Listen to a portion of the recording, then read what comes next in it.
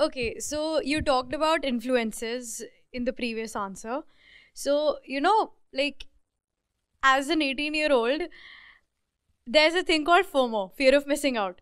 And like it's it's kind of being influenced, but we're being told ki when we're 80, when we're 90, we're gonna remember the good old days and we're gonna remember the memories we made with friends. So, how do we manage both of that? Like FOMO and our memories we're gonna make. No. Fear of missing out. Missing out on what? Just the social aspect. Okay, so there's a lot going on and you don't want to miss out on that. Fine. That's what you're saying? Yeah, it's like, I sometimes a lot of my friends invite me out, they just go out. I don't go out and I do have that FOMO. So something like that. So you are afraid that later on you'll feel you have missed out on something. That's what? Like in the present you feel like you're missing out. You're not making friends and all that. FOMO. Okay. So others are having a good time and I'm missing out on that. Kind of. So that's what we are saying. Okay. Fine. So that's one thing. And what's the other thing that you wanted to balance this one against? And a lot of elders say ki, even our teachers, they tell us ki you won't remember the actual studying part. Have fun, make memories, just live life. So, but then these two are complementary to each other. There is no contradiction that I see. But you want to go out and have fun, and your teachers are also encouraging you to go out and have fun. It's like you don't go out. Now, that's interesting. So why don't you go out? Like my parents. So why are the parents saying that you must not go out? That's something you should ask them. So I should ask your parents, I should ask your friends, and I should also ask your teachers, why should I not rather ask you something? Where are you in the entire equation? The equation has X, Y, and Z. Where is I? Okay, so me personally, I would love to go out, but I'm concerned about my safety. I don't know these people very well, but I feel that in order to be friends with them, I should hang out with them more often. It's very superficial. No. If it's important to you, then it can't be superficial. Huh? Please. So I'm taking it with all seriousness. So who's a friend? Let's define. Who is a friend? A person you can trust. A person you can? Trust. You can trust. Trust in what? Just in general, like you can tell them stuff that's happening with you, and there are acquaintances and then there are friends. You know how most people are. You know how we are all more inclined towards falseness rather than the truth. Towards vice rather than virtue. Right? So, what do you want to trust your friend with? Vulnerability. I believe that a friend is a person you can be vulnerable with. So you can tell your friend what is it that hurts you. Yeah. Right? And what happens as a consequence of this disclosure? Is your vulnerability reduced? Does he help you out, or do you stay as you are? Or it does help you out. So if I go back to the Mahabharata, because the Gita was named just a few minutes back. So there is a pair we see, Krishna and Arjun. And there is also another pair we see, let's say Shakuni and Duryodhan. You know of these characters, right? Very prominent characters. which among these two would you call as a pair of friends? Arjun and Krishna. Arjun and Krishna. But for sure, Duryodhan was sharing all his vulnerabilities with Shakuni Mama. But it was a one-way. So maybe Shakuni too was sharing all his vulnerabilities with Duryodhan Bhanja. Is that friendship? Huh? I think they were also friends. No, but then these two definitions of friendship are hugely at odds with each other. We cannot have both of these, right? When you define a thing, the definition cannot include the opposite of that thing. Who is a friend? Who is a crime partner?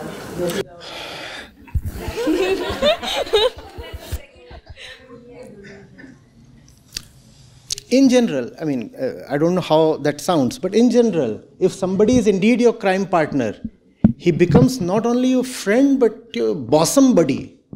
No? And you say, he stands with me in my deepest evils. So he is my truest friend. On the other hand, if there is someone who tries to bring some sense to you, that fellow doesn't appear very pleasing. Or does he?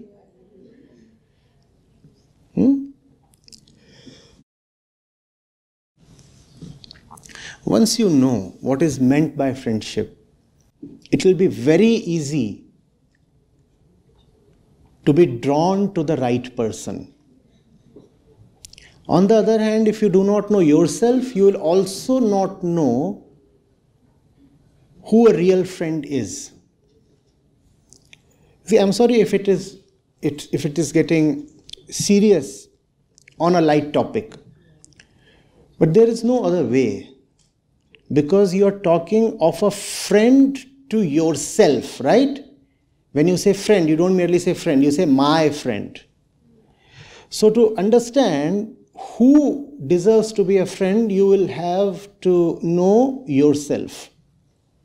If you don't know who you are, you will not be able to know which friend to have and keep. We are people in need of help, support, light, upliftment. A friend is someone who can bring these to our life. A friend is not necessarily someone you can have a good time with. A friend is someone who teaches you the very definition of having a good time. Because having a good time is a concept, right? And that's why the definition of good time varies from person to person. A friend is someone who takes you to higher pleasures. A good time is supposed to give you pleasure, right? Having good time, having pleasure. But then there are low pleasures and there are high pleasures. A friend is someone who can help you graduate from lowly pleasures to higher pleasures.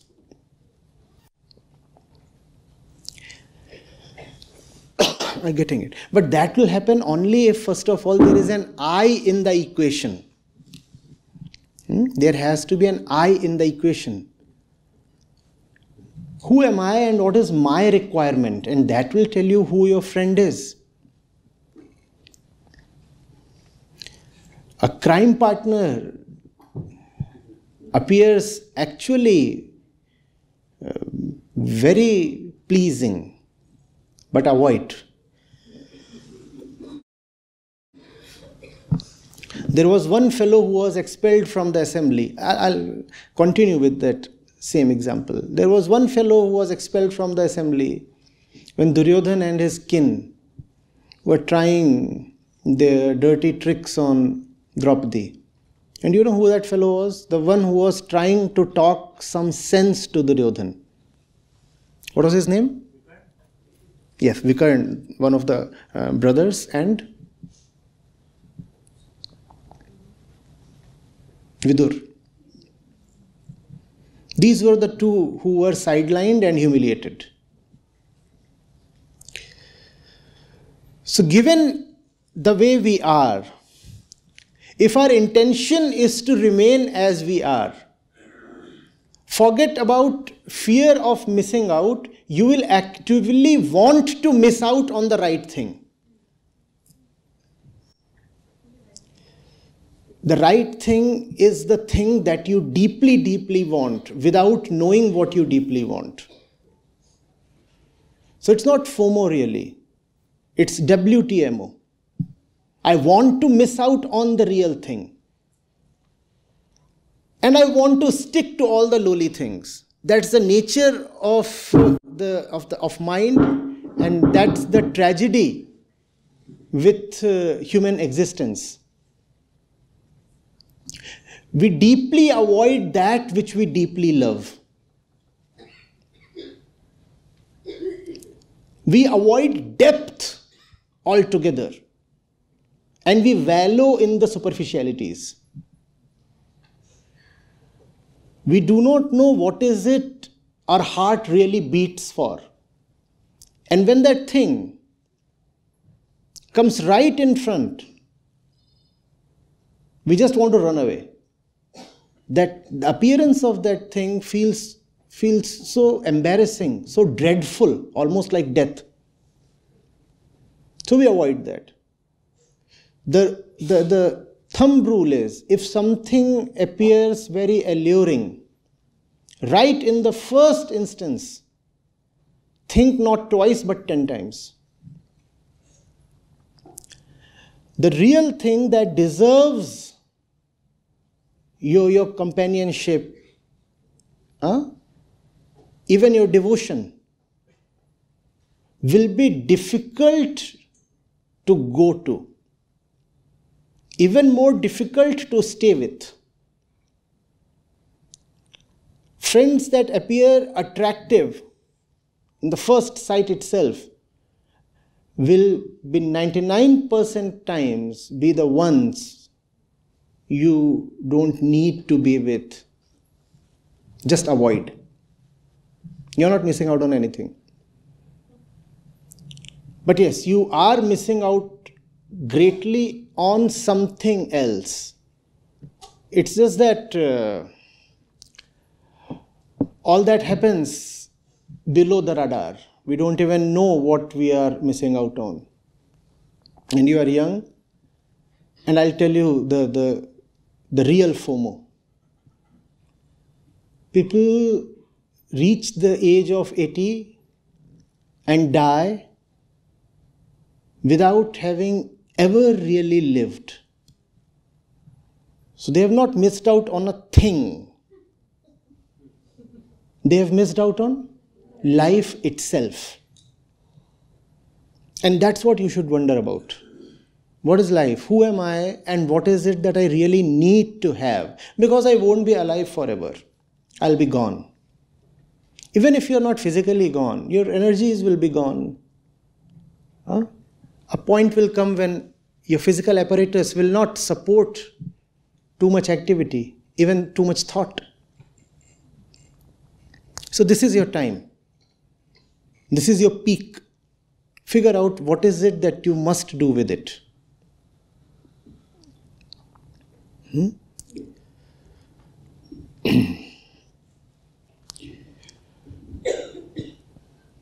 Again, I'm not sure whether this has made any sense, but still.